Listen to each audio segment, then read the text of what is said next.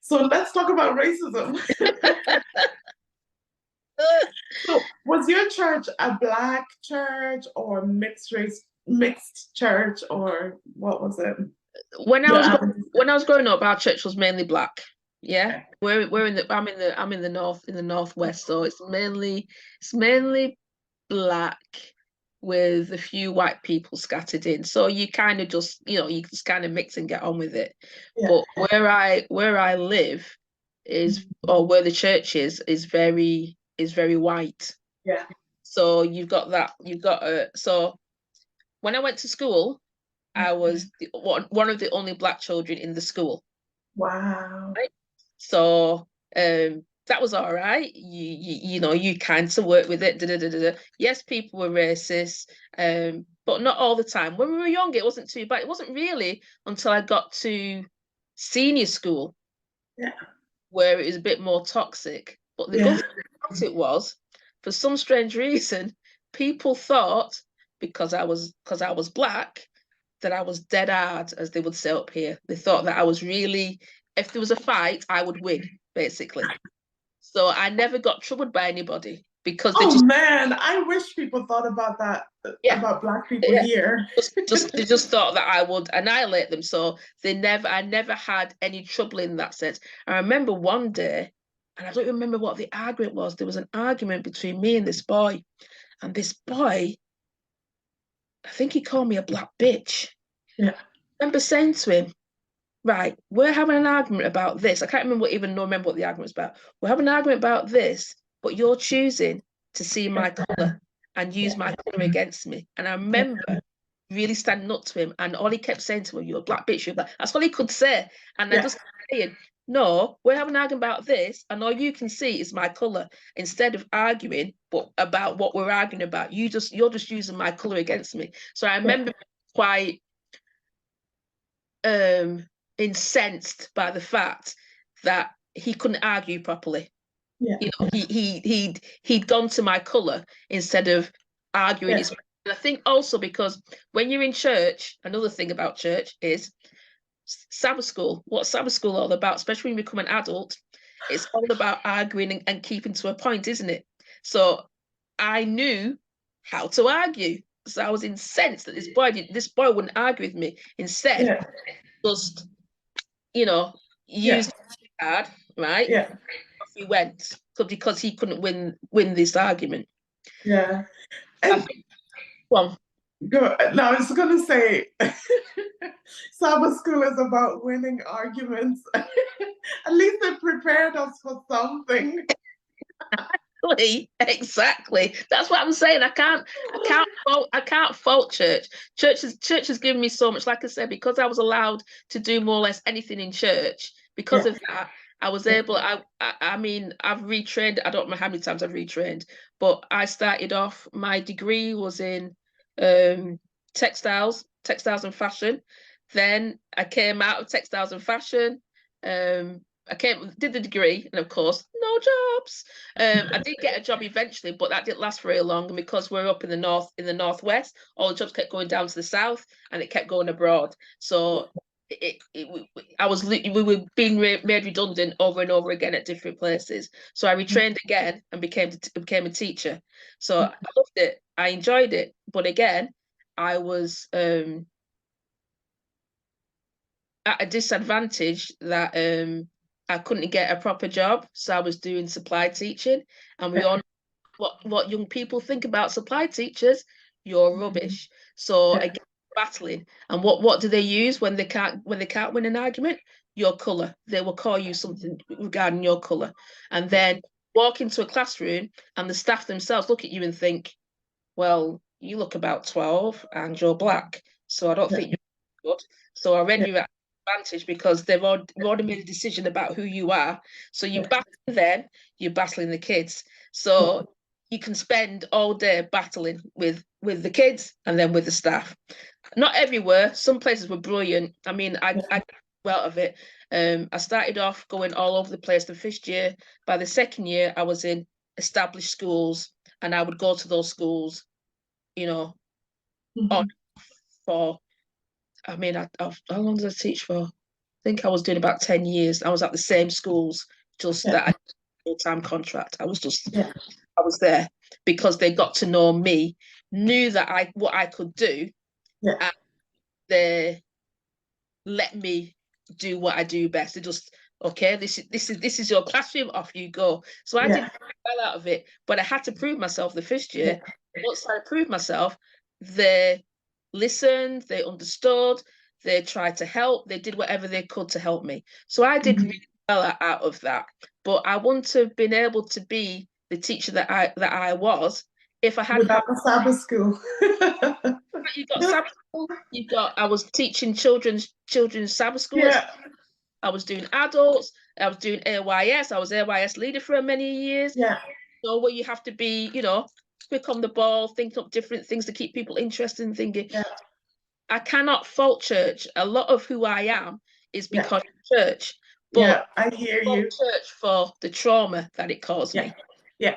Yeah. I agree. I got a lot of things from church. And I think that's why for me, I haven't given up on it completely. I think I still have, and I don't know if it's my inner child or God, but I'm still naive that I might find somewhere where I'll be able to like use my gifts and talents and stuff like that. Because church to me, yeah, it had the trauma, but it also had its good moments. Mm. Yeah, so I hear you. And what do you do now? What did you retrain in now? Right. So what have I done? I just told you about teaching. So I came out of Yeah, teaching and I went to boarding. I was working in the boarding school. This is where things got really interesting. This is where the racism happened big time. I'm not surprised because Working boarding schools are usually, boarding school is a very white domain to start off yeah, with. But the thing about it was we were dealing with international students, and I didn't realize until I was looking at working with international students how so many people from around the world do not like black people. yeah, Again, I was getting it from the bosses, the staff, yeah, yeah, getting it from, unfortunately, not all the time and not all of them, but yeah, certain yeah, students yeah, were not nice. yeah, It's about your color. yeah, And it's not just, and it wasn't just say the students from China or Kazakhstan. It was also students from Africa who were just looking at me like, as soon as they knew that I wasn't African, then that was it. yeah, I was yeah, anything yeah. special. And then when you say, well, yeah, my parents from the Caribbean. Or when I say I'm British, I mean one guy. He was so sweet. He was not one of the bad ones. He was so sweet. One year, one boy said to me, "So, where are you from?" So I said, "I was here. I'm British." Yeah. British? Yeah. Only the Queen is British. You can't be British. Why can't you Okay. be British? So he said, "Well, white people are British, right? Yeah. Or really, upper upper class people are British." So I said, okay, right. So I'm not the right class to be British. That's what you're saying. Yeah, not the right class, not the right color. Right colour, yeah. We didn't go into that. We just went with the right class. I said, okay, then you can just start calling me Lady Bridget then. Yeah, And from that day on, that's what you called me because he just couldn't wrap his head around this concept that I'm yeah, British and yeah, black. It yeah, just worked for him. But yeah. I said, call me Lady Bridget. He got the joke, and that's what he did for the rest of the time there. But And where was he from? Was he African? yeah, he was African. He was from Nigeria. No special Yeah, Nigeria at the time. Yeah.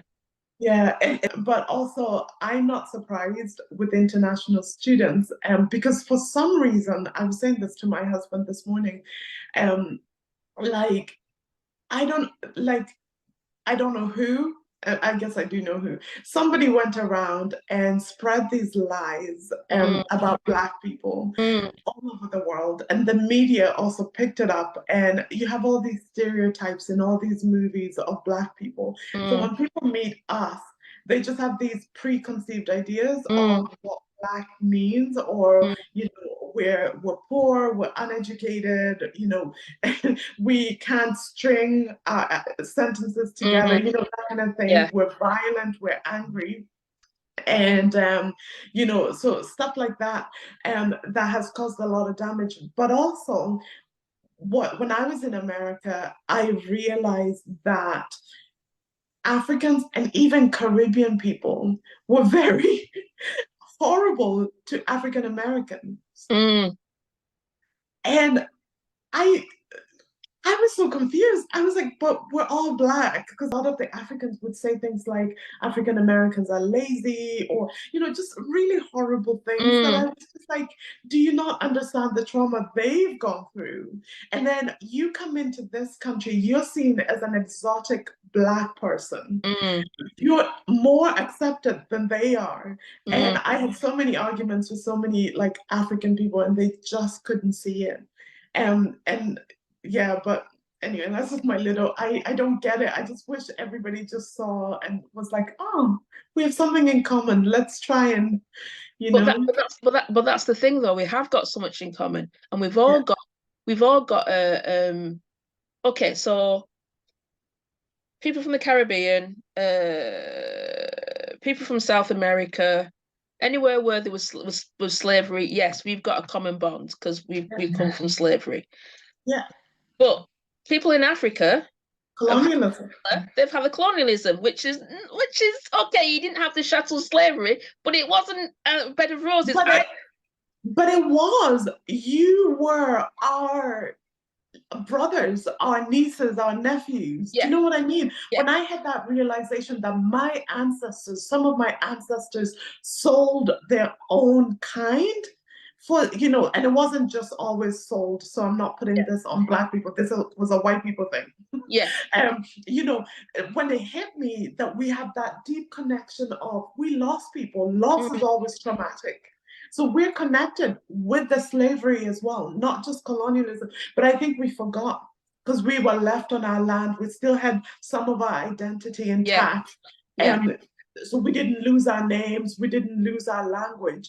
We think we're better. Africans generally think they're better, and it's not the truth. We all lost something, and we lost each other, and we continue to lose. But the thing about it is, people from the West Indies or the Caribbean, they have that mentality as well They because they do. think they're better. They think they're better because they're survived Yeah, and they've they just think they're better. I yeah. can't explain it. I get you. They just think they're better. Full stop. Yeah. So Mhm. we're fighting. The whole diaspora is doing what the British are doing, what colonialization always wanted it to happen: divide Yeah. and conquer. The British were Divide and best at conquer. this. The Yeah. British were the best at this, dividing Yeah. and conquering. So we're still dividing. We're still allowing ourselves to be divided and Yeah. conquered. There's more things that bring us together Yeah.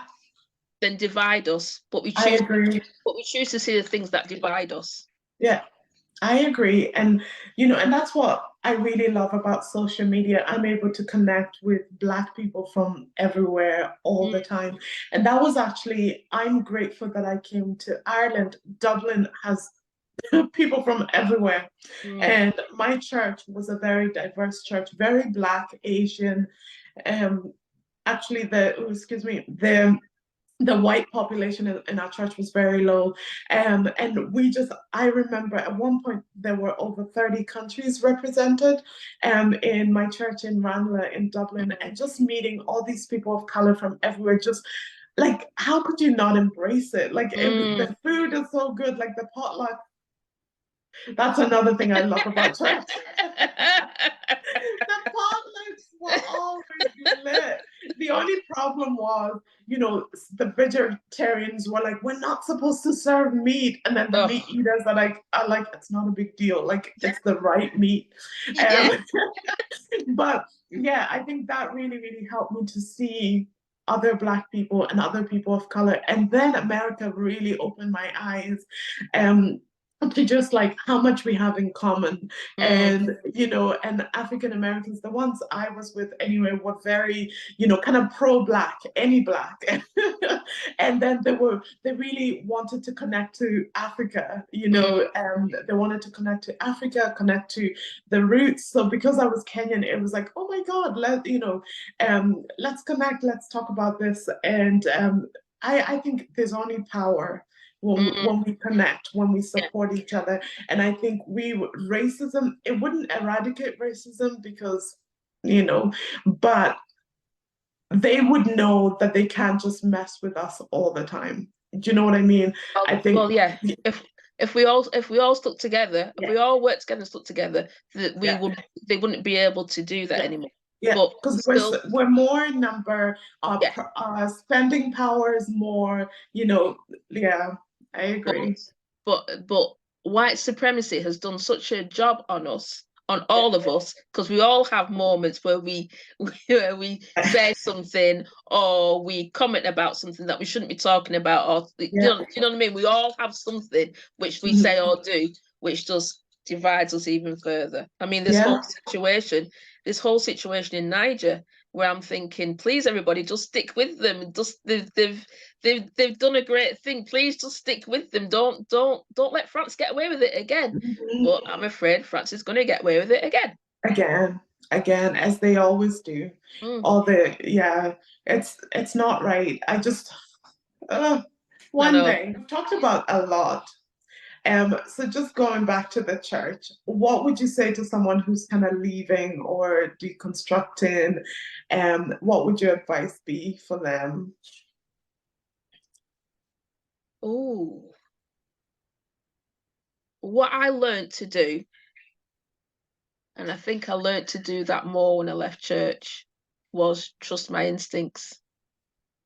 Doing Mhm. certain jobs, like for example, teaching, but I think more so when I was in boarding, which came as I was leaving church. Yeah, yeah, because the same I started in boarding the same year me and Reese got together, so I'd left church a few years before that, and in Mhm. board I learned to trust my instincts because I'd never trusted them before. Yeah, Yeah, because we're always told, what is it, not to trust ourselves because yeah. we need The ourselves. heart is wicked. Yeah, that's right. The heart is wicked. And I could tell by the way certain students would say certain things, or the way they gave me a certain look or something. I knew something was going down that night. I didn't Yeah. know what, I didn't know where, I didn't know when, but I knew something was going to happen. And I Mhm. learned at that point to trust my instincts. I was very, very Yeah. strong. I always Yeah. knew it was going to happen. Sometimes I could predict exactly what it was. Sometimes just sometimes just had a feeling something was going to happen and it would happen, and then I'd have to deal with it. But that's the thing. Anybody contemplating leaving church, I would say to them, learn to trust your instincts. If it walks like a duck, quacks like a duck, it's a duck, and Yeah. it's a duck. Yeah. Uh, yeah, trust your instincts. I think that's my biggest piece of Yeah. advice. It's I not love that. it's not done me any harm. I've learned so much from trusting my instincts. Yeah. I love that. Yeah. I love that because I'm only learning to really trust my instincts now. And like you said, we're taught not to trust ourselves. Mhm, We just have to trust the word and mhm. trust the church leaders who a lot of them are manipulative. Yeah, Um, so they very. manipulate us and then we don't even know who we are. So yes, I love that. As a Black woman, like Mm, how you're born and bred in England. mm, Um, do you feel British? Yes. Yeah, I think that, yeah. And yeah. then also, like, how have you survived racism, especially, when you were engaged, that, you think that the reason why he left was partially racial? Well, I think no, I think the people whispering in his ear, Yeah, that was racial because he went yeah. he went off in the end and married another black woman. So it's so he wasn't he He, wasn't he, he he, wasn't returning. He he wasn't had some once sort he of once fever. yeah, yeah, should go even badly. So it's not that. It was the other people whispering in his ear and telling Yeah, him this, that, and the other. But I yeah, think what he did then was he left where he was and he went to London. And I think because he went to London, he was away from that. So I think that's why he could make his own choices at that point. Oh, Because good. I know for a fact, spying on Facebook, it does so much wonders for you. Yeah, He's, like I said, he's married to a black woman now. I know he is, so he's yeah. okay. Oh, Yeah. good. Good. It's okay. How have you survived Oh, racism for right, 51 years? right. Well, it's. I grew up in the 70s where we were encouraged not to think of ourselves.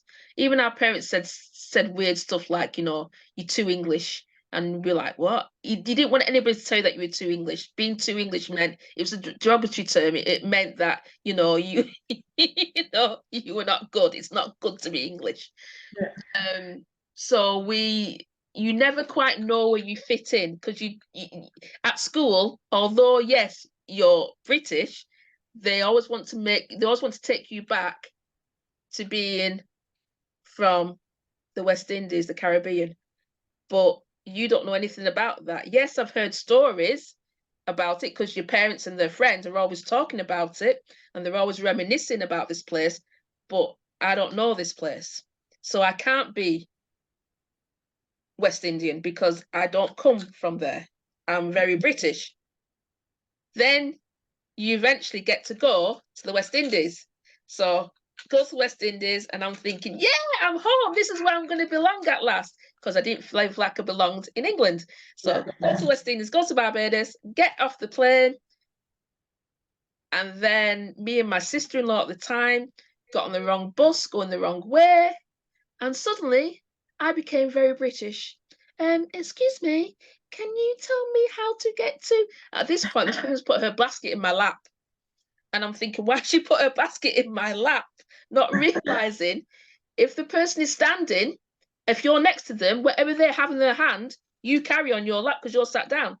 I Why? love it. So when she put her basket, I'm like, what's she doing? Where did she put this? So, like I said, I became very British, very speaky spokey, and you suddenly realize, yeah, this place is not, and they don't really, they queue, but they don't queue. And I like a queue. I know where I am in the queue. Yeah, Do you know what I mean? So you go to the yeah, back, queue up, and people would be like looking at you, why are you queuing? Just sit down, and when they call you, you just go. And you think, oh, we queue, because that's what we're yeah, meant to. So I realized when I was there how British, how English I actually am. yeah, I kind of think a part of me went, yes, I am, and I actually like it. I don't yeah, mind it. So yeah, when I came back more gun ho, if you like, to say, yeah, do you know what? I am black and I am British, and I'm yeah, not denying it anymore. And yeah. even if you don't want to accept me, tough, because I know Tough. who I am. I am Yeah, black and British. So yeah, therefore, you can't tell me anything different because yeah, I know I've yeah, experienced it. I know that this is where I'm meant to be, whether you yeah, like it or not. yeah, yeah, yeah. So I I think love that. And you have to get to the point where you decide this is what I am, yeah, and nobody's going to shake me from this spot. This is yeah, it. yeah, yeah. It's tough when, for me, like I'm Kenyan, because I didn't move till I was about 12. So I have that. I remember, everything. And but you kind of develop a third culture, like, Mm, when if you're born of immigrant parents, or if you move to a certain mm, place at a certain age, it becomes really confusing to be like, am I British? Am I like, what am I? Am I Kenyan? Am mm, I Irish? Am I both? Like, and then I have this weird hybrid, identity now, where, like you said, you go to Kenya, and like, I haven't been to Kenya since 2017.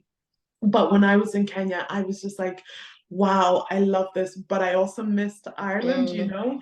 and people over there remind you all the time that Yeah, you don't that's live it as there. well. Yeah, And yeah, then that's the now other that I thing. Yeah. haven't, yeah, and then now that I haven't been to Kenya in so long, oh my God, my heart aches so much for Kenya, and I know I'm gonna go, hopefully next year, and I'll be happy to come back to my house and to the island of Ireland. It's really, but it's holding both and being like, yes, I'm both. I'm Black and British, or I'm Black and Irish, or I'm Black and this, because it's so hard. You can't just put someone in a box. And I think what a lot of racist people would do, is try and just be like, yeah, you're just like you said, you're West Indian, but you were born here, you were bred here. Yeah, Like, yeah, I understand the food. I understand the culture. I can get around. Nowadays I can get around the island of Barbados quite easily. yeah, But it's not. It's where I go. It's where I go to get sunshine. It's where I go to feel good. It's where I yeah, go to connect with yeah. family and friends. But it's not home. It's Like not you, home. I'm happy to come back. I'm happy to come back. Ooh, Yeah, I miss the yeah, seasons. I missed it getting cold. Even though I like yeah, the sunshine, I like yeah, it when it goes cold. It's yeah, no, it's not my home. yeah. I get you. Yeah. Oh my goodness. I think it's really complex being a Black person in Europe. And were your parents Windrush? Did they come through Windrush or? Well, well, yeah. Technically, they're Windrush, but they didn't come. They didn't come on the Windrush, but they came in Okay. that era. I think my Yeah. dad came in 57. I think my Okay. mum came in 59, and Wow. Windrush was 48, wasn't it? I think Windrush Yeah. was 48. Yeah, so they came that. That is a long time. Yeah, they've That's a they've really, they've grown up here. My dad was 21 when he came. He's yeah. grown up here. My mum was only 18 when she came. Wow. Like and to want to erase all of that, Yeah. and a few things have really made it clear to me who certain people are, like my in-laws, Mm. not just the racist stuff that they said to me, but when the whole Windrush thing was happening, they said nothing because for them they were just like, whatever. So Windrush, Brexit, and then like leaders like Trump and whatever. Um, but I think they like 18 and 21. Hmm. Like, so they spend more time here than Than they they did ever at home. did. Yeah. Yeah. Yeah. So And even for them, yes, they go back and yes, yeah, they love it and they get to see friends and family and da da da da da. They get to reminisce about this that was there and da da da da da. It's not home for them either. They've yeah, been away too long. It's not their home anymore. yeah. They are now I more hear, British than they are yeah, Bajan. yeah. I can relate to your parents and have like I've been here longer. Yeah, I get you. Yeah. Oh, well, we're gonna end this. I don't know how we're gonna end it, but thank you so much for coming on. You are such an inspiration. Thank you for I just love our conversation, your comments, like coming on my lives and stuff. I really, really appreciate you. Oh, thanks. Thank you very much. It's been, I mean, I think with you, you've been inspiration because you've been so honest about things. I mean, the stuff that you talked about that I don't think I've ever unpacked how racism has actually impacted on me. I've never unpacked it until you talked about it. And that's when I Yeah, started actually thinking about, yeah, I've yeah, got real trauma because of this. I have been traumatized a lot yeah, by this and not realized how traumatized I actually am by it because I yeah. think I've just kind of put it in the box. Yeah, just keep going. Kept on Yeah, going because I yeah, think I haven't, if you ever, I think I'm afraid if I ever allow it to, if I take the lid off and I actually start to look at it, what will happen? Because I I hear know you. it could be quite, once you really start delving into that kind of trauma, it, it I think I would need some time in bed Yeah, to deal with you it, need. basically. Trust me. Because I haven't got that time anymore. I've just put it in a box. You need a therapist. Don't do it by yourself. You need a therapist or a 12-step group, something, and lots of tissues. Yeah. And yeah, lots of sleep. Lots of sleep. I think my trauma with racism is also my trauma. with church. I think it's all, I think maybe because I put it on the same box, it's meshed together now. Yeah. So Yeah. yeah, so it will be unpacking all of that, Yeah. all of it.